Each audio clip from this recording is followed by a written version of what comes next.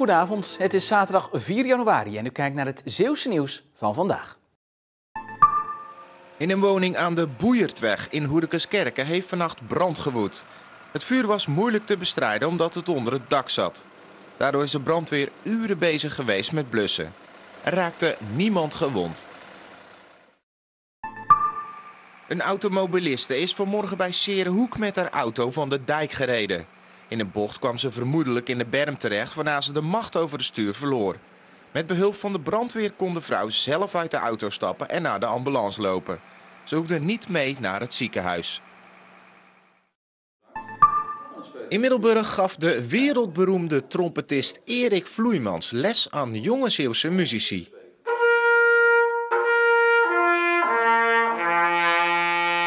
Ken je hem? Niet echt. Nee, ik had er nog nooit van gehoord. Niet echt, maar hij lijkt me een gezellige man. Wat hebben jullie nu gehoord? Nou, ik begon niet zo pas. Ik begon niet zo pas. Dat klopt. Leuk om met deze mensen die zich aangemeld hebben, die hebben er ongelooflijk zin in. Hebben jullie er zin in? Ja, dat klinkt een beetje... Hebben jullie er zin in? Ja. Ja, ze moeten een beetje loskomen.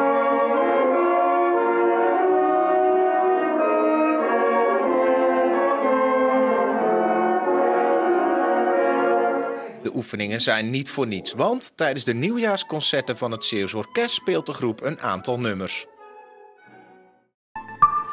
Hang eens wat vaker mosselen aan de muur. De schelpdieren zijn namelijk niet alleen om te eten, het is ook kunst en goed voor de akoestiek. Dat is inderdaad een mooie bijkomstigheid, dat het geluid opneemt. En tegenwoordig keukens, prachtige keukens, harde vloeren, harde muren, harde gladde materialen, goed schoon te maken, ziet er perfect uit. Alleen het geluid, je wordt er horendol. En mosselen absorberen dit geluid. Het idee om mosselen aan de muur te hangen kwam niet van haarzelf, maar van haar broer. Toen hij de wellness van een Zeeuws hotel mocht aanpakken, wilde hij geen foto's van de schelpdieren aan de muur, maar echte. En hij belde me s'avonds op: El, ik heb een klusje voor je. Ik had er nooit gedaan, nooit aan gedacht. Ik denk, nou Paul, dat ga ik doen. Ik heb toen het procedé uitgewerkt waar de mossel ingelegd worden.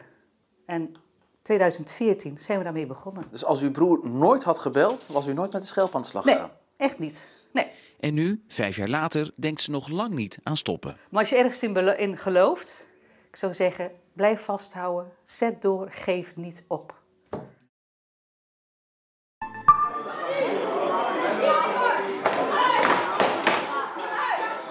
Bij voetbalvereniging Luctor Heinkes-Zand is vandaag een voorronde gehouden van de E-Talents Cup. Een spel waarbij voetballers het tegen elkaar opnemen op de spelcomputer en op het veld. Ja, ze zitten inderdaad weer achter de computer. Dat zou je misschien niet verwachten van een voetbalvereniging, maar we zitten natuurlijk in de winterperiode en dan wordt er toch buiten wat minder gevoetbald. Ze zijn nu nog even volop binnen bezig, maar straks gaan ze naar buiten toe en dat zullen ze ook zeker met veel enthousiasme doen. Wat vind je nou leuker, gamen of voetballen? Ja, dat is toch wel voetballen. En waarom? Ja, gamen, ja. Het is niet echt. Je hebt niet iets dat je echt kan bereiken. En bij voetbal kan je wel wat bereiken, in het echt. En dan kan je het echt zelf doen, zeg maar. En daardoor vind ik ook voetballen leuker. Wat dat betreft is voetbal natuurlijk een geweldige sport. Echt een teamsport. Je zit in een team samen met je vriendjes en altijd lekker buiten. En nou goed, als het dan s'avonds donker is of het is wat minder weer, dan kunnen ze thuis lekker achter de computer zitten. Misschien zou het gamen ooit in de verre toekomst nog eens deel uit kunnen maken van het competitievoetbal. Ja, dat is moeilijk te zeggen. Ik denk dat voor de amateurs dat lastig zal worden. Het vergt toch wel wat investeringen. Er zijn wel wat initiatieven in. Om in de kantines daar wat voorzieningen voor aan te brengen. Je ziet natuurlijk ook bij de eredivisieclubs dat er ook al e-teams zijn ingericht. Maar ik zie dat op korte termijn nog niet heel snel gebeuren bij ons. Nee. Zou je het wel leuk vinden? Ja, ik moet zeggen, ik heb er zelf helemaal niks mee. Maar als je de jeugd zo enthousiast ziet, dan denk ik dat het voor de jeugd zeker leuk is. Ja.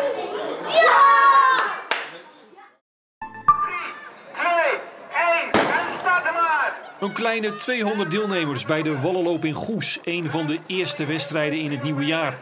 Veel Belgische deelnemers, want de atletiekclub uit Duffel, dat ligt onder Antwerpen, stuurt altijd veel deelnemers naar Goes en vaak met succes. Ook dit jaar weer. Dit is Tim van der Velde, die als een tornado over de Goese Oostwal raast en alles en iedereen naar huis loopt in de wedstrijd over 7,5 kilometer. Van der Velde is een topatleet. Hij eindigde vorige week nog als 9e bij de zware Silvestercross in Soest. Nog voor bijvoorbeeld Michel Butter. Op Van der Velde staat geen maat. Hij finisht in een tijd van 23:01. Het is zijn 4e zege in Goes. Het is altijd leuk om hier mijn jaar mee te beginnen en zeker met deze overwinning. De mensen in Goes dachten, wat gebeurt hier allemaal, want je ging zo snel. Ja, het is altijd wel leuk, de sfeer hier. Ook op het parcours zelf staan ook wel wat mensen. En dan hoor je toch wel die reacties van, amai, die is hier al. Dus ja, genieten. Bij de vrouwen wint Monica Sandersen uit Vlissingen onbedreigd. Ze finisht in 27:26 en komt daarmee 2 seconden tekort op het parcoursrecord van Monique Verschuren uit Ierseke.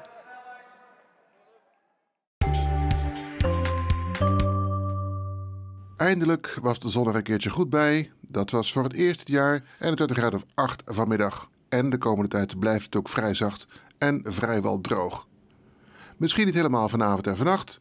Er komt weer iets meer bewolking en mogelijk dat daar vannacht een drupregen uitvalt. Minimumtemperatuur van 3 tot 5 graden en een matige west- tot zuidwestenwind. Maarlandinwaarts maar windkracht 2 tot 3.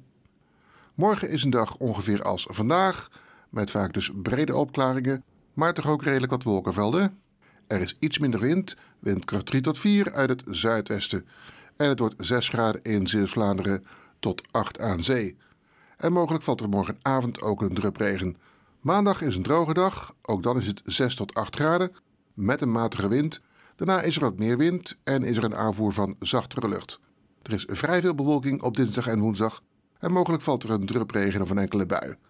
Maximumtemperatuur dinsdag rond 9 graden en woensdag een uitschieter naar maxima rond 11 graden.